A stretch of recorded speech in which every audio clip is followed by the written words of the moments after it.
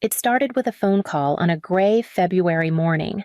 My mom, Darla, had her usual upbeat tone bright, rehearsed, a little too smooth. "Your dad and I were thinking," she said. "We've got the new downtown unit sitting empty. Why don't you move in?" I didn't say anything right away. I'd been hunting for a new place for months.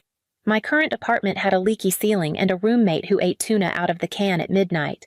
A quiet space near work sounded like heaven. I asked what the catch was. "No catch," she said quickly. "Just cover the basics utilities. Keep it clean. Maybe chip in a little for wear and tear. It's better than renting to strangers. And we trust you." She paused, letting that word hang. Trust, my father. Emmett, followed up by email. He called it a family-friendly arrangement. Minimal rent, flexibility, a stepping stone. He even included a short lease agreement, 6 months, renewable, informal. I skimmed it, signed, and moved in 10 days later.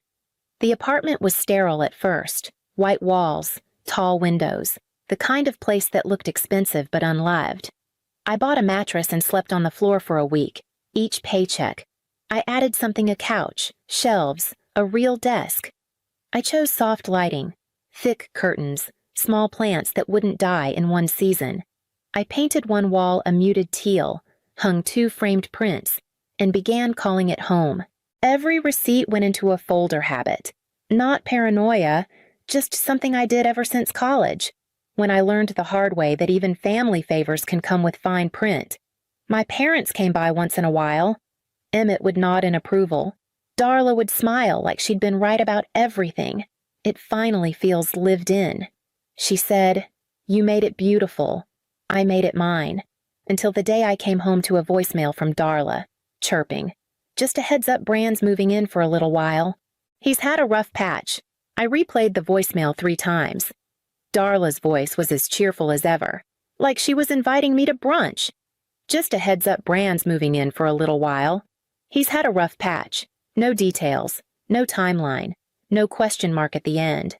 It wasn't a request. It was a done deal. I called her back immediately. She picked up on the first ring. Chipper. "Hi, sweetie. Got the message, Mom." "What do you mean, Brand's moving in?" She tisked softly. "Rhea, don't make it dramatic. It's just temporary. He needs a little support right now, and you have the space.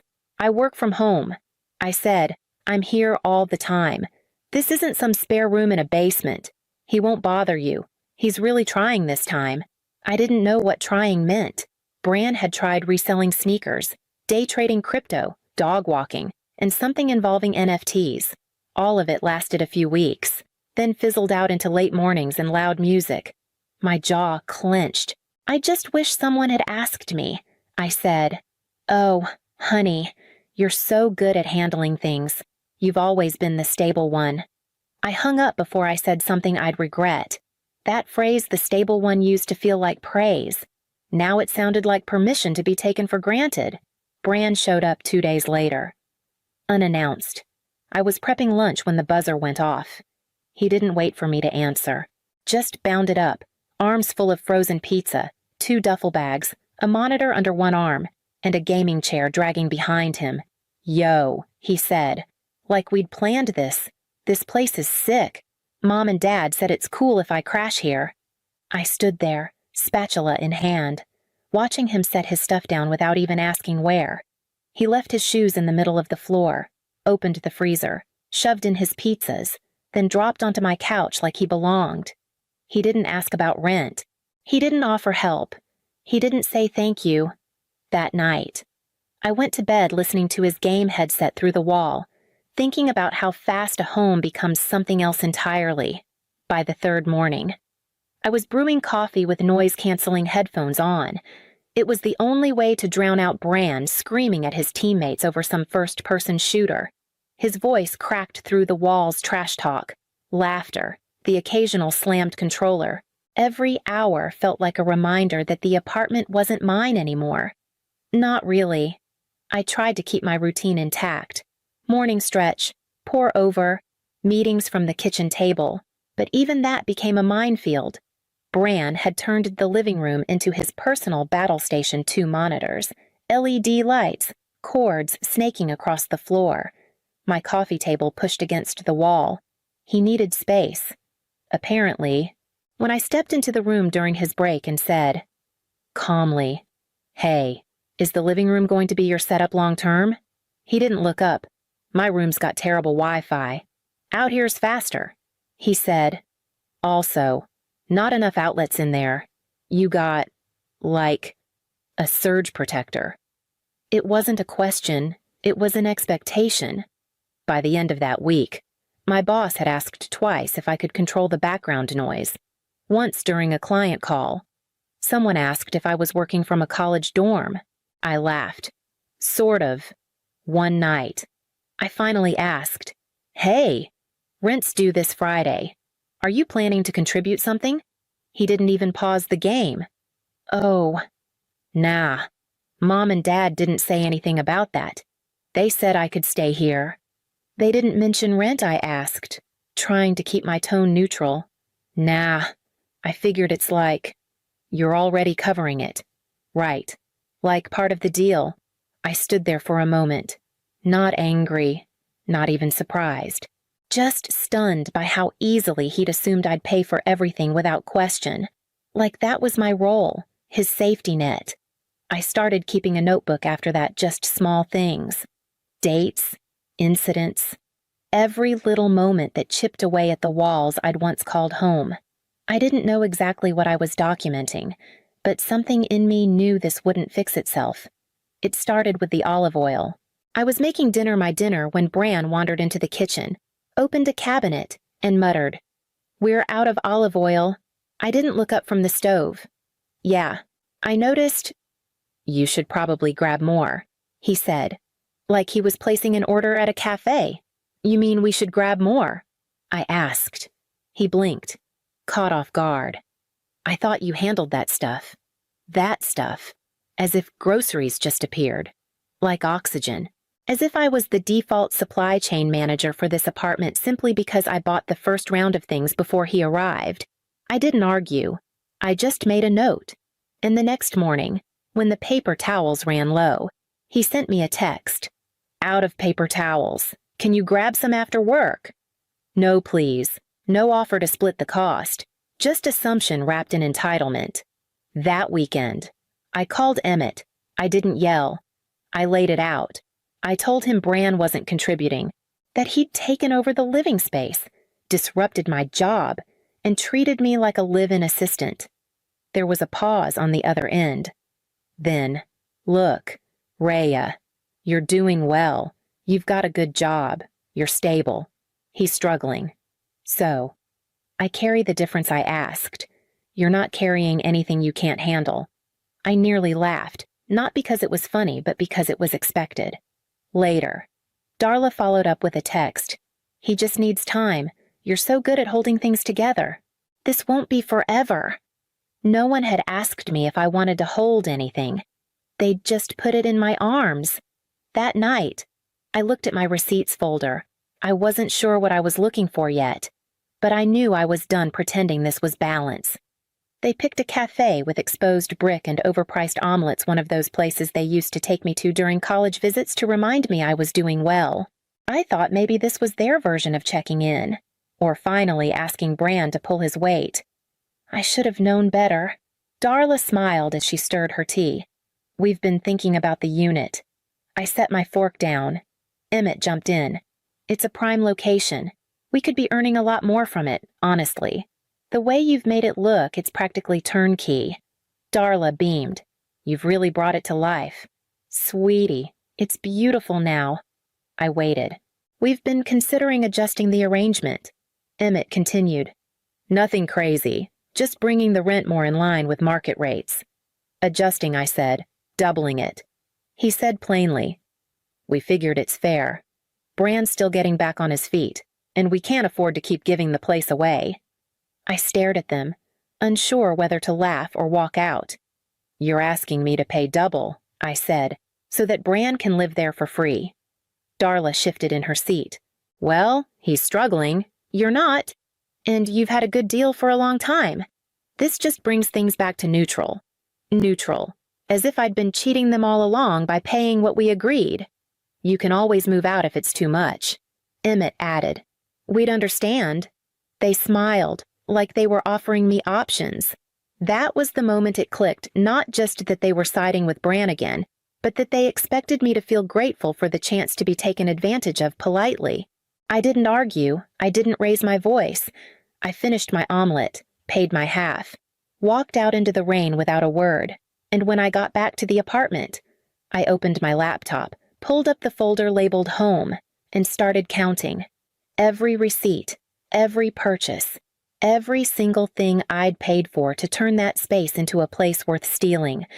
I didn't start out with revenge in mind. I started with a spreadsheet. One column for the item, another for the price. Then date of purchase, store, receipt folder location, the couch, the bed, the lamps, every fork, every towel, even the stupid little plant Bran knocked over and didn't clean up. I pulled photos from my phone before and after shots from the day I moved in. Empty room. Full room. My work. At first, it felt like overkill, but the more I listed, the more I remembered. The day I hauled that bookshelf home in the rain, the exact shade of blue I picked for the curtains to soften the afternoon light, the way the rug muffled noise during Zoom calls. It wasn't just stuff. It was the life I had built, piece by quiet piece. I added everything: the rug, the curtain rods, the coat hooks, the shower caddy, the underbed storage bins, even the little felt pads I stuck under the chair legs so they wouldn't scratch the floors. Every detail had come from my hands, not theirs, not his. I printed copies. I cross-checked serial numbers on receipts. I took photos of each room, wide angles and close-ups, time-stamped and backed up. If anyone asked what was mine, I'd show them. If they accused me of taking what wasn't theirs, I'd prove it. Then I booked the truck. Not a moving company, just one of those rental box trucks you pay by the hour. I chose the biggest size they had, just in case. There was no announcement, no warning. I went to work each day, ate dinner, slept, let Bran blast his games and dirty the counters.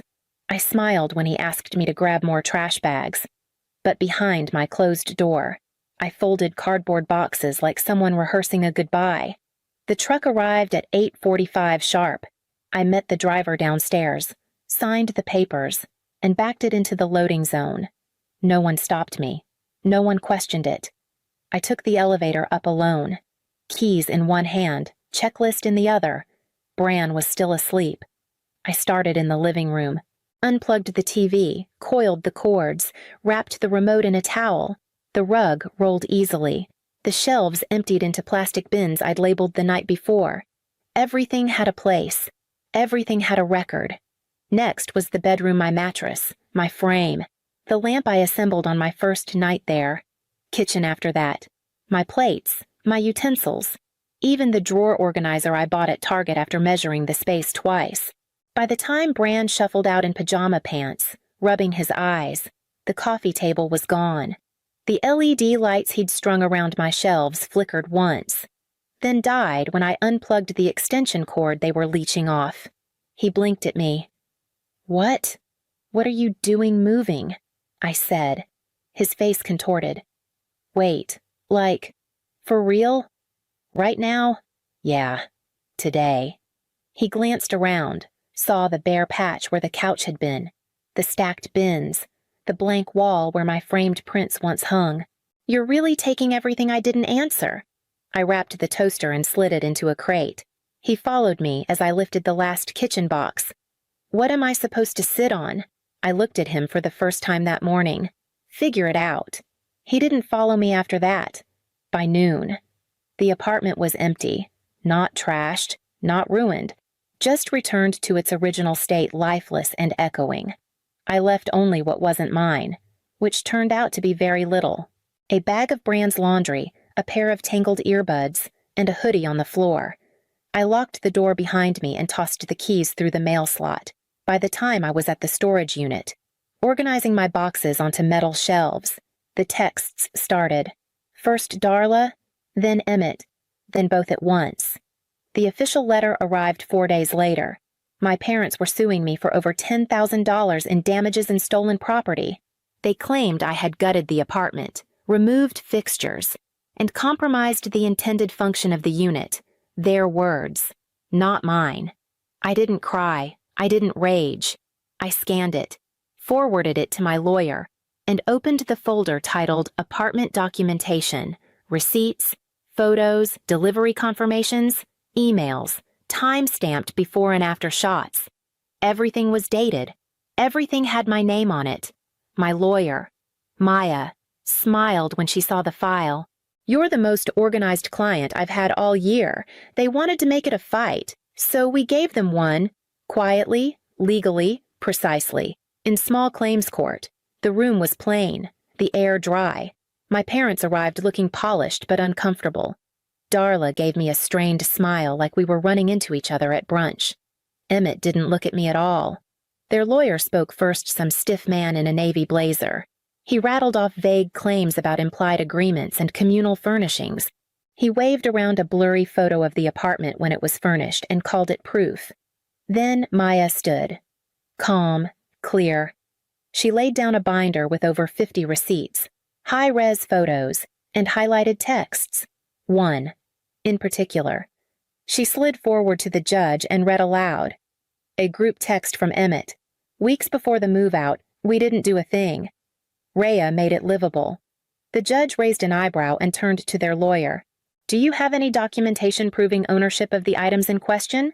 He fumbled, muttered something about verbal agreements. The judge shook his head. 10 minutes later. It was done. Case dismissed. Court fees awarded to me. They owed me over $8,000. Emmett's jaw was tight. Darla didn't speak. I walked out without looking back. By the next morning, Bran had started texting again from a new number. No apology. Just a string of messages blaming me for nuking the family. I blocked him before the third bubble appeared. That night, I opened my laptop, scrolled past the old apartment folder, and opened a new one. It was called Home, for real. The check cleared 2 weeks after the ruling. I didn't celebrate. I didn't post about it. I didn't even tell most of my friends. I just walked into a quiet open house on a drizzly Saturday morning, met a tired realtor named Leslie, and asked her one question: does the bedroom face the street? It didn't. The unit was small, older, and had scuffed baseboards and a cracked tile in the bathroom, but it had light and quiet, and no one else's name on the lease. I made the down payment with the settlement money, every dollar earned through proof and silence. I didn't borrow from anyone. Didn't ask for help. I signed the paperwork alone and slid the keys into my pocket like they weighed something sacred. The first night, I sat on the floor with a slice of takeout pizza and stared at the blank wall across from me. No TV, no couch, just stillness. I listened and heard nothing. No game yelling, no pots clanging, no second voice in the hall asking me to grab paper towels. Just my breathing, and the soft hum of a building that didn't need me to fix it.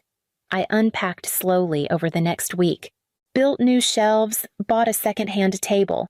This time, everything was still mine, but it felt different.